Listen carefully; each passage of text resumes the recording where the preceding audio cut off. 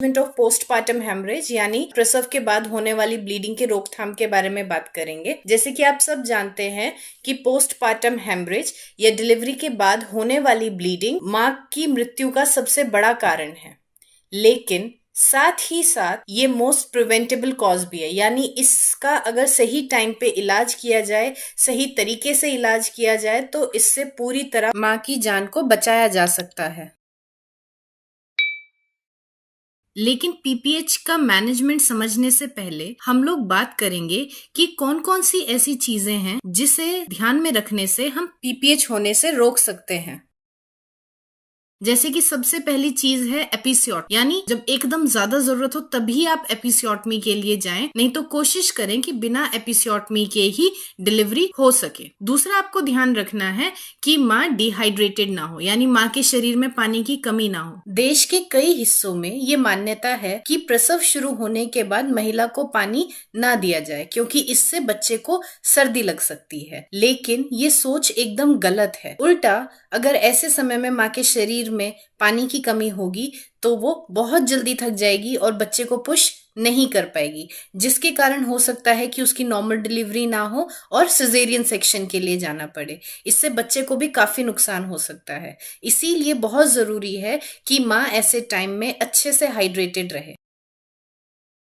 Next, जो माँ को फंडल प्रेशर दिया जाता है, पेट के ऊपर दबाव दिया जाता है डिलीवरी के टाइम पे ताकि बच्चा बाहर आ सके, ये प्रैक्टिस एकदम बंद करनी होगी, क्योंकि ये बच्चे और माँ दोनों के लिए बहुत हानिकारक है और इससे माँ को पीपीएच होने का खतरा बहुत बढ़ जाता है। एक और माल प्रैक्टिस जो बहुत सी बार देखी जाती है वो ये कि घंटों सर्विक्स के ऊपर ऑयल लगा के मसाज किया जाता है ताकि उसका डायलिटेशन जल्दी हो सके। ये प्रैक्टिस एकदम गलत है और इससे डायलिटेशन तो नहीं होगा, लेकिन सर्विक्स में स्वेलिंग आ जाती है, जिससे कि डिलीवरी के टाइम पे टियर होने के चांसेस बढ़ जाते हैं। अगला है ऑक्सीटोसिन मिसयूज। देश के कई हिस्सों में इसे गर्मी की सुई के नाम से भी जानते हैं और बिना डॉक्टर की सलाह के प्रसव पीड़ा को बढ़ाने के लिए और डिलीवरी जल्दी कराने के लिए ये ड्रग माँ को दी जाती है। लेकिन इससे पीपीएच होने का खतरा बहुत ज्यादा बढ़ जाता है और माँ और बच्चे की जान भी जोखिम में आ जाती है। एक और गलत प्रैक्टिस जो अक्सर देखी जाती है वो ये कि बिना पूरी डायलिटेशन हुए, बिना सर्विक्स की पूरी डायलिटेशन हुए माँ को नीचे जोर लगाने को बोला जाता है, जिससे माँ के सर्विक्स में स्वेलिंग आ जाती है और टियर होने के चांसेस बढ़ जाते हैं। चलिए अब पीपीएच या प्रसव के बाद होने वाले रक्तस्राव के प्रबंधन की सही तकनीक को समझते हैं। तो ध्यान रखिए, अगर आप पीपीएच होते हुए देखते हैं और आप अकेले हैं तो सबसे पहले सहायता के लिए जोर से पुकारें, अपने किसी साथी को आने को कहें। माँ की हिम्मत बढ़ाएं ताकि वो ज्यादा डरे ना। दोनों हाथों में आईवी कैनुला लगाएं, जिससे कि माँ को जल्दी जल्दी आईवी फ्लूइड दिया जा सके। इसी समय कैनुला लगाते हुए जांच के लिए ब्लड भी ले लें ताकि उसको इन्वेस्टिगेशन के लिए भेजा जा सके। एक हाथ में माँ को आईवी फ्लूइड शुरू करें।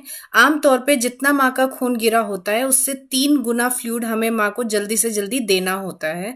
कम से कम 1 लीटर फ्लूइड पहले आधे घंटे में माँ के अंदर जाने दे। साथ ही दूसरे हाथ में 500 ml आरएल या एनएस में 20 यूनिट ऑक्सीटोसिन डाल के उसे 40 से 60 बूंद प्रति मिनट की दर से जाने दें। ये जरूरी है कि जिस फ्लूइड में आपने ऑक्सीटोसिन डाला है वो बहुत ही स्लो स्पीड से जाए।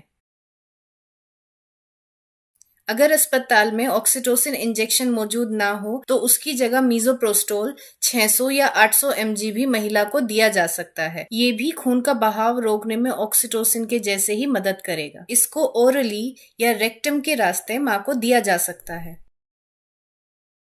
इसके बाद अगर माँ का ब्लैडर फुल है, अगर वो काफी देर से पेशाब करने नहीं गई है, तो कैथेटर की मदद से उसका मूत्राशय खाली करें। ब्लैडर के भरे रहने से ब्लैडर यूट्रस को सिकुड़ के अपनी जगह पे नहीं आने देता, जिससे कि एटोनिक पीपीएच होने के चांसेस बढ़े रहते हैं। इसीलिए इसका खाली होना बहुत ही जरूरी है। लगातार गर्भाशय की मालिश करें ताकि वह संकुचित हो सके।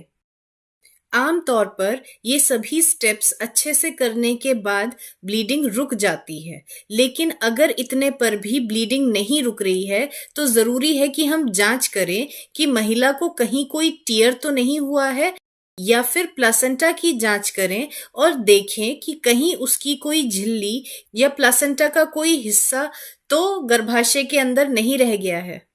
अगर पीपीएच होने का कारण एटोनिक यूट्रस है, जो कि आमतौर पर 70% होता है, तो ऐसी परिस्थिति में आपको यूट्रस को मसाज करते रहना है और उसे एटोनिक ड्रग देना है। आमतौर पर इतने से ही यूट्रस कॉन्ट्रैक्ट हो जाता है, लेकिन अगर इतना करने के बाद भी यूट्रस कॉन्ट्रैक्ट नहीं हो रहा है, तो ऐसी परिस्थिति में हमें फिर बायमैनुअल कंप्रेशन महिला को देना होगा। बायमैनुअल कंप्रेशन में हम एक हाथ यूट्रस के मुंह के ऊपर ले जाके रखेंगे और दूसरा हाथ पेट के ऊपर रखेंगे और दोनों के बीच में यूट्रस को अच्छे से दबाएंगे। ऐसा करने से बहुत चांसेस हैं कि यूट्रस सिकुड़ के अपनी जगह पे आ जाएगा।